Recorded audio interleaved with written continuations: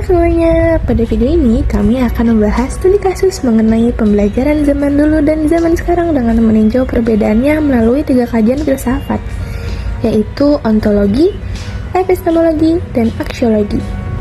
Fokus utama kami adalah perubahan pembelajaran akibat perkembangan teknologi dan digitalisasi. Sebelum lanjut ke pembahasan utama, pernah nggak sih kepikiran sebenarnya waktu kita belajar itu apa yang lagi kita pelajari? Terus kita dapat ilmunya dari mana? Dan ujung-ujungnya belajar itu buat apa? Dari pertanyaan-pertanyaan sederhana itu, ada 3 istilah yang bakal kita pakai di video ini, yaitu ontologi, epistemologi, dan aksiologi. Yang pertama yaitu ontologi. Ontologi itu membahas tentang apa yang ada dalam pendidikan. Sederhananya, ontologi melihat hakikat pendidikan itu sendiri, seperti siapa yang terlibat dalam pendidikan, apa tujuan pendidikan, dan bagaimana pendidikan berkaitan dengan kehidupan manusia. Yang kedua, epistemologi. Epistemologi membahas tentang bagaimana pengetahuan didapatkan. Dalam pendidikan, epistemologi menjelaskan cara memperoleh ilmu, metode belajar yang digunakan, dan bagaimana kita tahu bahwa suatu pengetahuan itu benar atau tidak. Yang ketiga, aksiologi. Aksiologi membahas tentang untuk apa ilmu digunakan. Dalam pendidikan, aksiologi berkaitan dengan manfaat, nilai, dan tujuan pendidikan, serta bagaimana ilmu dipakai dengan memperhatikan nilai moral dan etika. Coba bayangkan suasana kelas di masa lalu. Guru berdiri di depan kelas, menulis di papan tulis, sementara siswa duduk rapi sambil mencatat. Sumber belajar hanya satu, guru dan buku. Sekarang, bayangkan kelas di masa kini. Siswa belajar menggunakan laptop atau handphone, menonton video pembelajaran, berdiskusi lewat forum online, bahkan bertanya pada kecerdasan buatan. Perbedaan ini menunjukkan bahwa pembelajaran telah mengalami perubahan besar akibat perkembangan teknologi digital. Namun, perubahan ini tidak hanya soal alat belajar, tetapi juga menyentuh cara kita memaknai pengetahuan, cara memperolehnya, serta tujuan pendidikan itu sendiri. Oleh karena itu, dalam video ini kami akan membahas studi kasus pembelajaran zaman dulu dan zaman sekarang melalui 3 sudut pandang filsafat pendidikan, yaitu ontologi, epistemologi, dan aksiologi.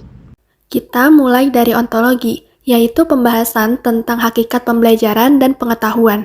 Pada zaman dulu, pengetahuan dipandang sebagai sesuatu yang bersifat tetap dan tidak berubah. Guru menjadi pusat pembelajaran dan dianggap sebagai satu-satunya sumber kebenaran. Dalam kondisi tersebut, siswa lebih banyak berperan sebagai pendengar.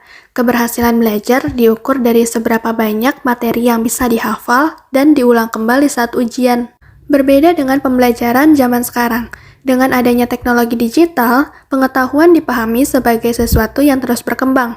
Siswa dapat mengakses berbagai sumber informasi, membandingkan, dan bahkan menciptakan pengetahuan baru melalui diskusi dan juga proyek. Secara ontologis, pembelajaran telah bergeser dari teacher-centered menjadi student-centered, di mana siswa menjadi subjek aktif dalam proses belajar. Selanjutnya, kita membahas epistemologi, yaitu bagaimana pengetahuan diperoleh.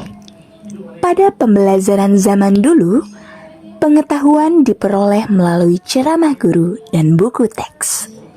Kebenaran informasi jarang dipertanyakan karena bersumber dari otoritas. Sementara itu, pada pembelajaran zaman sekarang, siswa memperoleh pengetahuan melalui berbagai media digital, seperti internet, video pembelajaran, jurnal online, dan platform diskusi. Namun, kemudahan akses ini juga menghadirkan tantangan baru, yaitu banjir informasi. Oleh karena itu, siswa dituntut untuk memiliki kemampuan berpikir kritis dan literasi digital agar dapat memilah informasi yang valid dan bertanggung jawab. Dengan demikian, epistemologi pembelajaran tidak lagi berfokus pada hafalan, tetapi pada proses berpikir, analisis, dan evaluasi informasi. Aksiologi membahas nilai dan tujuan dari pembelajaran. Pada zaman dulu, pendidikan seringkali difokuskan pada nilai akademik, kelulusan, dan kepatuhan terhadap aturan sekolah. Sedangkan pada pembelajaran zaman sekarang, tujuan pendidikan menjadi lebih luas. Pendidikan tidak hanya mengejar nilai, tetapi juga membentuk keterampilan abad ke-21, seperti kreativitas, kolaborasi, kemampuan berkomunikasi, serta etika dalam penggunaan teknologi digital. Dari studi kasus ini dapat disimpulkan bahwa teknologi digital telah mengubah pembelajaran secara ontologis, epistemologis, dan aksiologis. Pembelajaran kini menjadi lebih terbuka, interaktif, dan menuntut tanggung jawab dalam memanfaatkan teknologi. Oleh karena itu, penting bagi pendidik dan peserta didik untuk tidak hanya menguasai teknologi, tetapi juga memahami nilai dan tujuan pembelajaran agar pendidik tetap bermakna di era digital. Dalam kurikulum Merdeka, ontologi terlihat dari pandangan bahwa siswa adalah subjek pembelajaran. Epistemologi terlihat dari cara belajar yang lebih fleksibel dan aktif.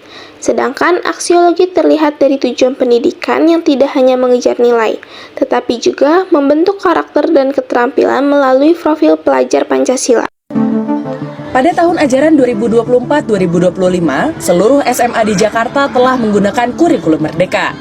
Dalam penerapannya, para siswa sudah tak lagi memilih untuk masuk ke jurusan IPA, IPS, ataupun bahasa.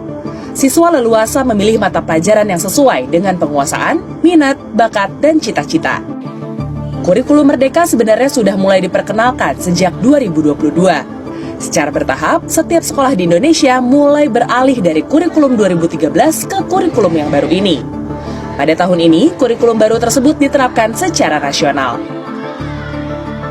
Di sebuah SMA negeri di bilangan Kramat Jati, Jakarta Timur, sebagian siswa mengaku kebingungan dan mengalami kesulitan karena dituntut untuk sudah menentukan masa depannya sejak duduk di bangku kelas 10.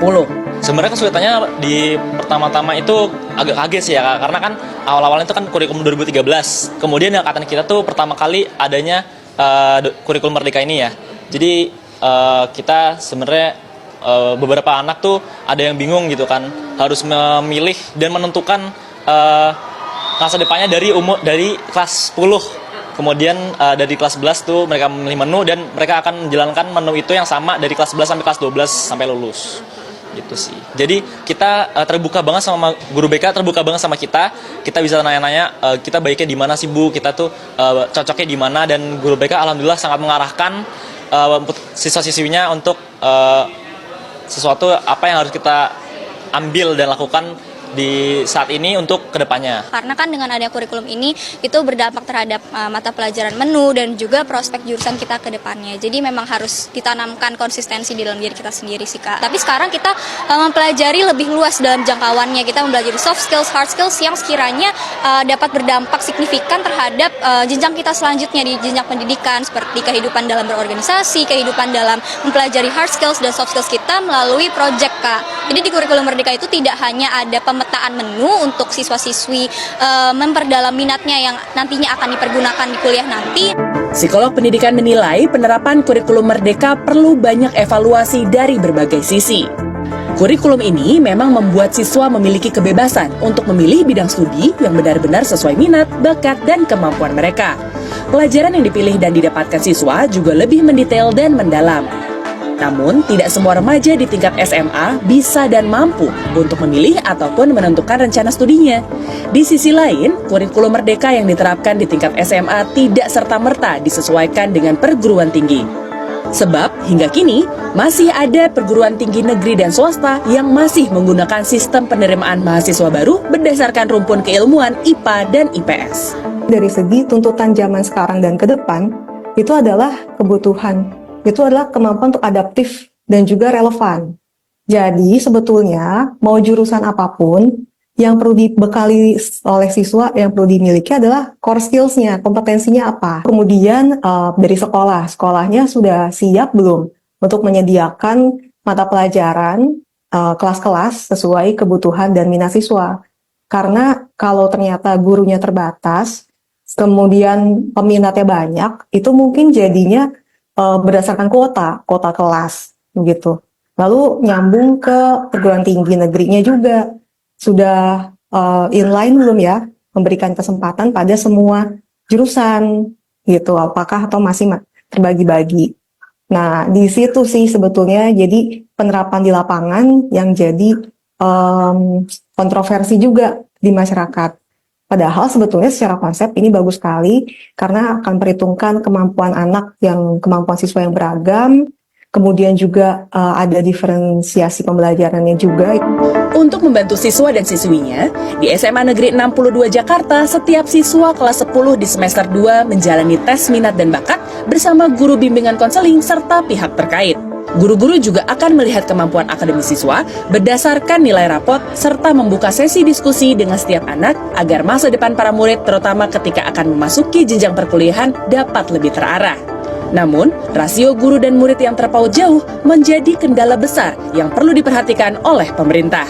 Kebetulan di kita adalah sudah per paket termenu gitu, karena mengingat SDM kita Bu gitu. Jadi kalau memang mau bagus, SDM-nya juga yang harus dipersiapkan itu sih gitu. Belum lagi kalau misalnya ternyata satu kelas itu ada yang kelebihan, berarti kita harus manggil lagi gitu. Jadi memang perlu banyak waktu untuk ngobrol dengan siswa, dan satu siswa bisa 3 kali gitu. Jadi bisa dibayangkan kalau satu angkatan 200 siswa gitu, mungkin sebagian lah 100 atau 150 saja sudah keteteran kita sebenarnya. Untuk mengatasi sejumlah kesulitan yang dihadapi, psikolog pendidikan menyarankan agar sekolah-sekolah dapat menggalakkan psikoedukasi dan sosialisasi dengan menggandeng alumni sekolah. Diskusi formal maupun informal dapat menjadi kesempatan bagi para siswa SMA untuk mendapatkan bekal pemahaman dan gambaran konkret terkait mata pelajaran, jurusan, serta aneka profesi yang kelak akan mereka tekuni.